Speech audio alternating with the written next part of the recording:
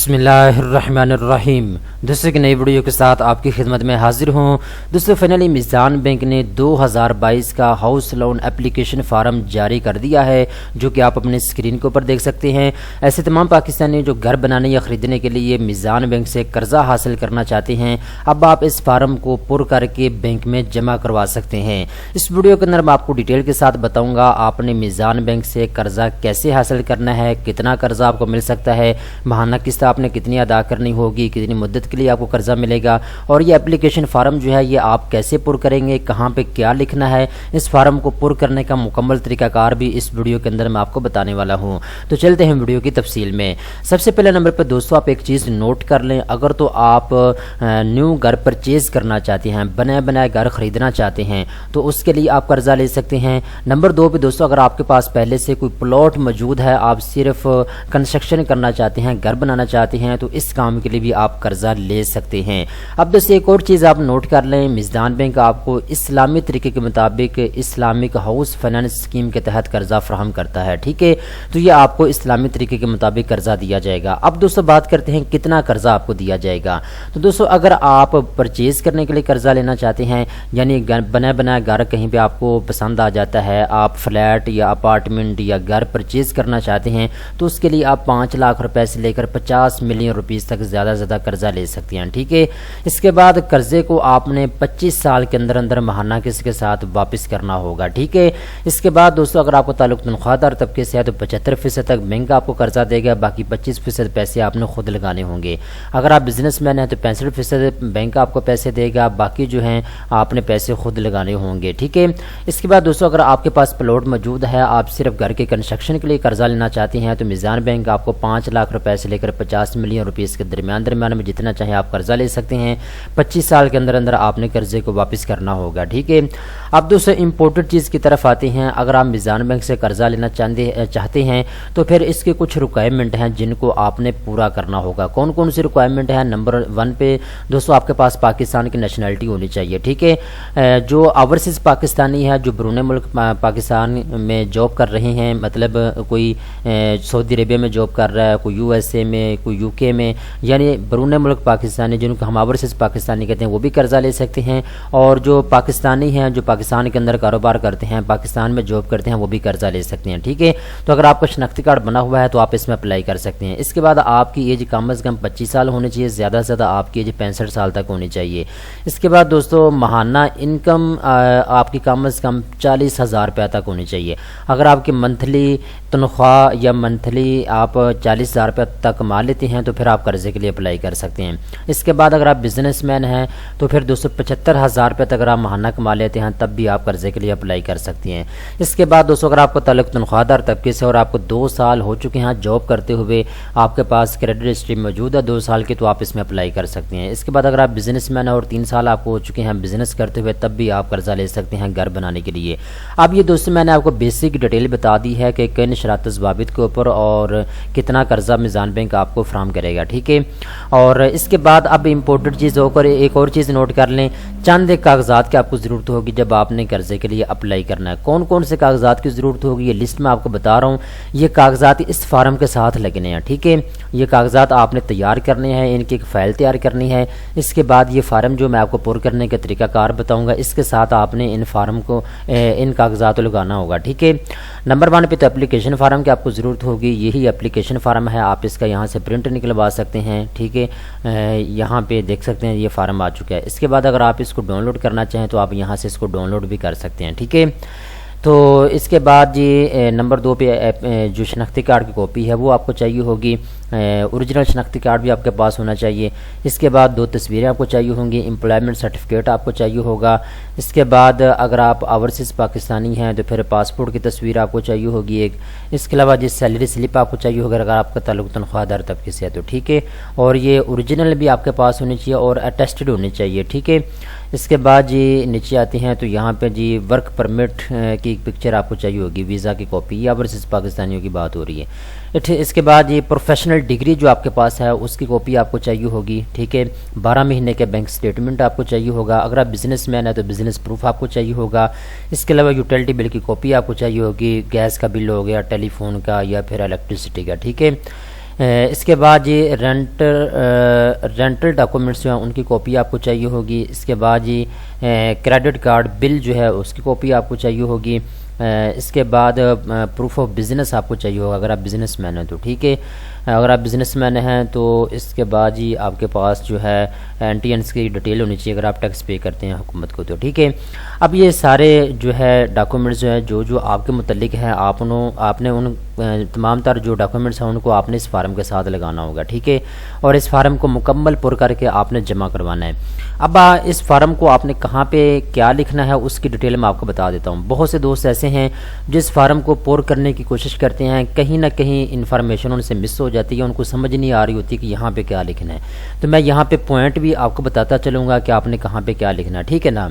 तो आपने चीज़ों को नोट करते जाना है। सबसे पहले नंबर पे तो आपने इसका मैं बता रहा हूँ कि प्रिंट निकलवा लेना, इसको डाउनलोड कर लेना आपने। जब आपने पुर करना है तो यहाँ पे जी पूछा जा रहा है सबसे पहले नंबर पे आप किस काम के लिए कि जो है कर्जा लेना चाहते हैं, ठीक है। घर की ख़रीदारी के लिए या फिर प्लॉट प्लस कंस्ट्रक्शन के लिए, रेनोवेशन के लिए। तो जिस काम के लिए आप कर्जा लेना चाहते हैं आपने सिर्फ उसके ऊपर टिक करना है। नीचे आएंगे तो यहाँ पे दरख्वास्त करदा रकम कितने पैसे आपको चाहिए, ठीक है। आप यहाँ पे लिखेंगे जी मुझे 50 लाख रुपए की ज़रूरत है, मुझे 30 लाख की ज़रूरत है, 15 लाख की ज़रूरत, जितने पैसे आपको चाहिए आप यहाँ पे लिखेंगे।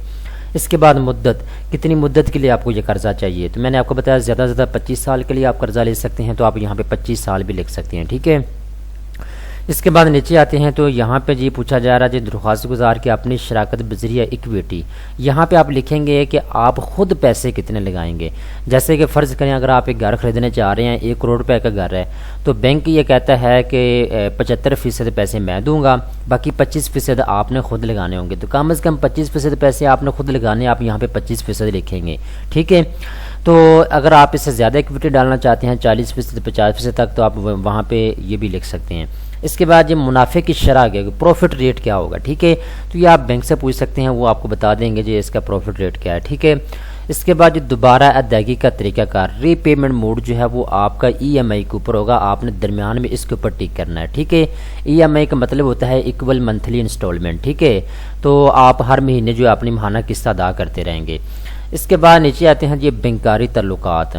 क्या आप मौजूदा तौर पर मीज़ान बैंक के सारिफ हैं, यानी आपसे पूछा जा रहा है कि आपका बैंक अकाउंट है मीज़ान बैंक में या नहीं। अगर है तो आप यहाँ पे लिखेंगे, अगर आपका नहीं है तो फिर आप यहाँ पे नहीं लिखेंगे। लेकिन याद रखिएगा मीज़ान बैंक सिर्फ उन लोगों को कर्जा देता है जिनका बैंक अकाउंट मीज़ान बैंक में मौजूद है, ठीक है ना। ये चीज़ आप पहले नोट कर लें। तो पहले आप अपना बैंक अकाउंट ओपन करवा लीजिएगा मीज़ान बैंक में। बैंक अकाउंट ओपन करवाने के लिए सिर्फ 2 चीज़ें चाहिए होती हैं, एक प्रूफ ऑफ इनकम आपको चाहिए होता है, सैलरी स्लिप या फिर बिजनेस प्रूफ, और एक शनाख्ती कार्ड की कॉपी आपको चाहिए होगी, ठीक है। तो आपका बैंक अकाउंट ओपन हो जाएगा सिर्फ 3 दिन के अंदर अंदर। इसके बाद नीचे आते हैं तो ज़ाती तफसीलात यहाँ पे आपसे पूछी जा रही है। यहाँ पे आप अपना नाम लिखेंगे, मोहम्मद बुरहान मेरा नाम है तो मैं यहाँ पे मोहम्मद बुरहान लिखूँगा। इसके बाद डेट ऑफ बर्थ जी यहाँ पे जी तारीख़ पैदाइश आप अपनी लिखेंगे। इसके बाद आप मर्द हैं या औरत हैं तो आप यहाँ पे टिक करेंगे अगर आप मेल हैं तो, ठीक है। इसके बाद ये शनाख्ती कार्ड नंबर यहाँ पे आ जाएगा। इसके बाद शनाख्ती कार्ड की एक्सपायरी डेट आ जाएगी। इसके बाद यहाँ पे पूछा जा रहा है आप सिंगल हैं या मैरिड हैं, तो आप यहाँ पे जो भी आपका स्टेटस है आप यहाँ पे लिखेंगे जी, सिंगल हैं तो सिंगल के ऊपर क्लिक कर दें, ठीक है। इसके बाद यहाँ पे अगर जो औरतें हैं जो तलाक याफ्ता हैं तो वो यहाँ पे टिक कर सकती हैं। और यहाँ पे जी एक दोस्त मेरे से कमेंट सेक्शन के अंदर ये भी पूछ रहा था कि सर मेरी सिस्टर कर्ज़ा लेना चाहती हैं, ठीक है। अब वो हमसे अलग रहती हैं और वो परेशान है, वो घर बनाने के लिए कर्ज़ा लेना चाहती हैं, तो वो यहाँ पे किस को टिक करेंगी, सिंगल को, मैरिड को, तलाक याफ्ता को या किस को। तो ज़ाहिर बात है तलाक याफ्ता तो तलाक याफ्ता को वो यहाँ पे टिक करेंगी, ठीक है, अगर वो अपने हस्बैंड के साथ नहीं रह रही तो, ठीक है ना। इसके बाद नीचे आ जाए, यहाँ पे ज़ेर कफ़ालत अफराद की तादाद कितनी है, आपके ज़ेर असर कितने लोग जो हैं कफ़ालत पा रहे हैं, तो आप यहाँ पे लिखेंगे 4 हैं, 5 हैं, 2 हैं, जितने भी हैं। इसके बाद सुकूनत पजीर पाकिस्तानी, आप रेजिडेंट पाकिस्तानी या नॉन रेजिडेंट पाकिस्तानी ओवरसीज़ पाकिस्तानियों को कहते हैं, ठीक है ना। तो अगर आप पाकिस्तान के अंदर रहते हैं तो आप फिर रेजिडेंट पाकिस्तानी के ऊपर क्लिक करेंगे। इसके बाद पासपोर्ट नंबर आपने यहाँ पे लिखना है अगर आप ओवरसीज़ पाकिस्तानी हैं तो, अगर आप ओवरसीज़ पाकिस्तानी नहीं है तो आपने इसको छोड़ देना है। इसके बाद हस्बैंड नेम आप यहाँ पे लिखेंगे अगर आप फीमेल हैं तो, ठीक है, या फिर आप फादर नेम अपना यहाँ पे लिख सकते हैं, ठीक है ना। दोनों ऑप्शन आपके पास अवेलेबल हैं। अगर आप सिंगल हैं तो फादर नेम यहाँ पे आप लिख दें। इसके बाद CNIC नंबर आपने यहाँ पे लिखना है, वालिदा का नाम, इसके बाद तलीमी काबिलियत, आपके पास कितनी मास्टर आपने किया हुआ है, बैचलर या फिर कोई प्रोफेशनल डिग्री आपके पास है तो आप यहाँ पे उसका नाम लिखेंगे जो डिग्री आपके पास है।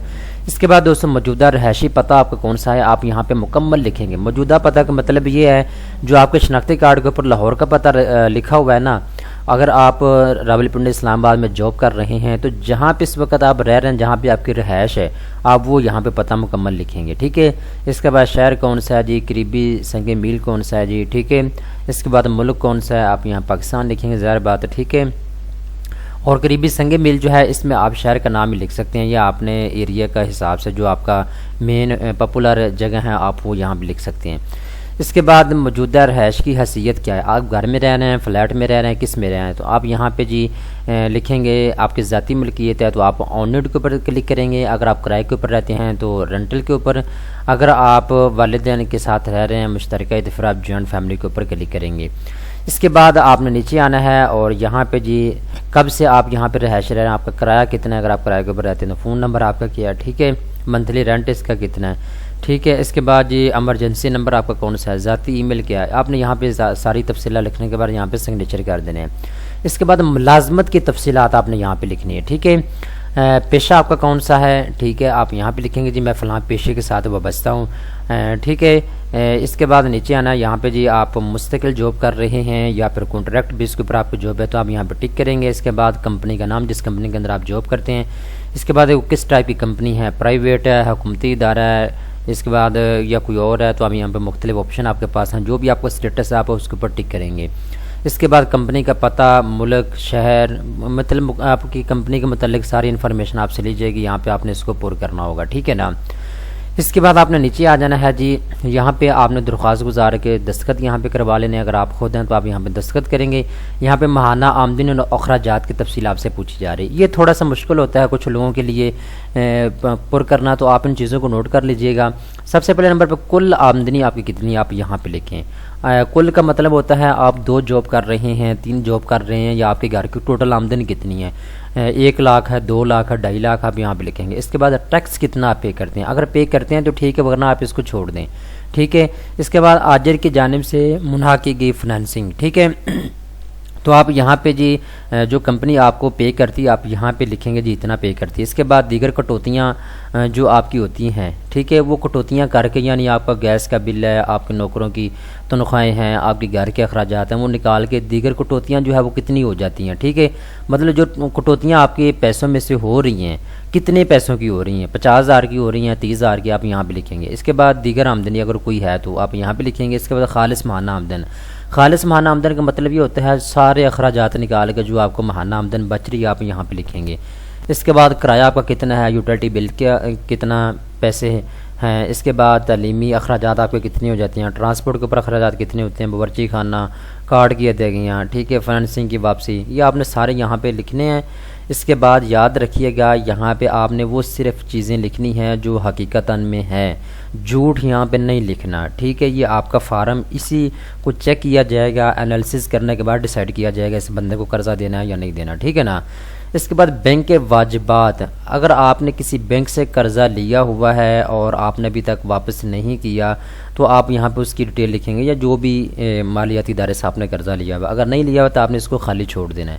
इसके बाद ज़ाती असासाजात की तफसील आप यहाँ पे लिखेंगे जी मेरे पास इतने असासाजात हैं, घर है, गाड़ी है, इसके अलावा कोई और बंगला आपके पास है या कोई और असासाजात है, फैक्ट्री है, तो आप यहाँ पे नंबर 1, नंबर 2, नंबर 3 इस हिसाब से लिखेंगे और नीचे आपने डेट लिख देनी, दस्तखत कर देने हैं।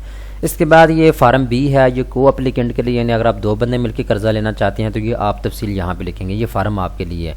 अगर आप सिंगल हैं तो फिर मैंने आपको फार्म पुर करने का तरीकाकार बता दिया। अभी आपने नीचे आना है, नीचे आने के बाद कुछ और तफसीलात हम आपसे ली जाएगी, यहाँ पर टर्म्स एंड कंडीशन लिखी हुई हैं, आपने इनको अच्छे तरीके के साथ पढ़ लेना है। ये आपके एक तरह के एग्रीमेंट होने वाला है, ठीक है, बैंक के साथ है।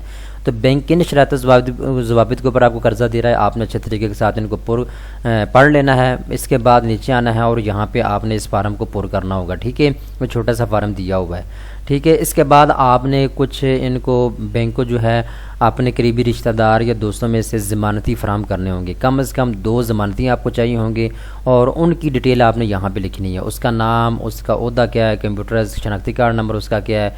इसके बाद ये सारी डिटेल आपने यहाँ पे देनी है, ठीक है ना। तो ये आपने फ़ार्म को अच्छे तरीके के साथ पुर करना होगा। और ये नीचे इकरारनामा है, यहाँ पे आप अपनी सारी इन्फॉर्मेशन डालेंगे, ठीक है। और इकरारनामे को अच्छे तरीके के साथ आपने पढ़ लेना, ठीक है ना। तो मुकम्मल जब आपका फार्म हो जाएगा, ये नीचे फिर टर्म्स एंड कंडीशन आ रही हैं, आपने अच्छे तरीके के साथ इनको पुर कर लेना है। और ये छोटा सा फार्म आखिर में आ जाएगा, ये आप बैंक मैनेजर को जो है दरख्वास्त करेंगे कर्ज़े की, ठीक है, जिस ब्रांच से आप कर्ज़ा लेना चाह रहे होंगे, ठीक है। इसके बाद आपकी दरख्वास्त के ऊपर प्रोसेस जब वो शुरू हो जाएगा, यानी जो भी दरख्वास्त के ऊपर कार्रवाई जो है बैंक करता है वो शुरू हो जाएगी, ठीक है। अब जैसे ही आपका कर्ज़ा मंजूर होगा तो बैंक की जानिब से आपको कॉल आएगी कि आपका कर्ज़ा जो है मंजूर हो चुका है। तो कर्ज़ा जो है वो आपके बैंक अकाउंट में ट्रांसफ़र किया जाएगा, जो आपका मीज़ान बैंक में बैंक अकाउंट है, ठीक है। इसके बाद आप इजीली जो है अपने बैंक अकाउंट से पैसे निकलवा सकते हैं, ATM के ज़रिए भी और चेकबुक के ज़रिए भी। याद रखिएगा, जब आपने ये फार्म पुर करके जमा करवाना है उस वक्त आपसे कुछ प्रोसेसिंग फ़ीस भी ली जाएगी। 8000 रुपये इनकी प्रोसेसिंग फ़ीस है जो आपको अदा करनी होती है उसी वक्त, ठीक है। इसके बाद प्रोसेसिंग चार्जेस इनके होते हैं 16%, 1240 टोटल बनते हैं, ठीक है, FED के। तो आपने ये भी जमा करवाने होते हैं। तो ये सारी चीज़ें जो हैं क्लियरली मैंने आपको बता दी हैं। मैं तकरीबन 3-4 दिन पहले एक वीडियो बना के आपको दे चुका हूँ, जिसके अंदर मैंने आपको बता दिया था कि Meezan bank Islamic home finance scheme के तहत आपको कैसे कर्ज़ा देता है, कितना कर्ज़ा देता है, सारी डिटेल के साथ मैं वीडियो बना के आपको दे चुका हूँ। आज की वीडियो बनाने का मकसद ये था कि आपको बताया जाए अगर आप ये फ़ार्म हासिल करना चाहते हैं तो इसको आप कहाँ से ले सकते हैं, पुर कैसे करना है, और कर्ज़े की थोड़ी सी तफसील भी मैंने आपको बता दी है कि कितना कर्ज़ा आपको मिलेगा, कौन कौन से डॉक्यूमेंट्स की ज़रूरत होगी। तो आखिर में एक और चीज़ आप याद रख लीजिएगा जो कि बहुत अहम है दोस्तों, याद रखिएगा, आप घर बनाने के लिए उतना कर्जा लें जितने कर्जे की आपको ज़रूरत है। मीज़ान बैंक का कर्जा देने का एक तरीक़ाकार है। तरीक़ाकार ये है कि जितनी आपके घर की आमदन ज़्यादा होगी उतना ज़्यादा आपको कर्जा मिलेगा। फ़र्ज़ करें आपके घर की आमदन है 40,000 रुपया, तो आप ज़्यादा से ज़्यादा 2 लाख रुपये तक कर्जा ले सकते हैं घर बनाने या ख़रीदने के लिए, ठीक है। अगर आपके घर की आमदन 80,000 रुपये तक है तो आप 5 लाख रुपये तक कर्जा ले सकते हैं घर बनाने या ख़रीदने के लिए। इस तरीके से जितनी घर की आमदन आपकी ज़्यादा होगी उतना ज़्यादा आप कर्जा ले सकेंगे मीज़ान बैंक से, ठीक है दोस्तों। उम्मीद करता हूँ ये वीडियो आपको पसंद आई होगी। इस तरह की मज़ीद अच्छी वीडियो देखने के लिए बैंक्स न्यूज़ चैनल को सब्सक्राइब कर लें।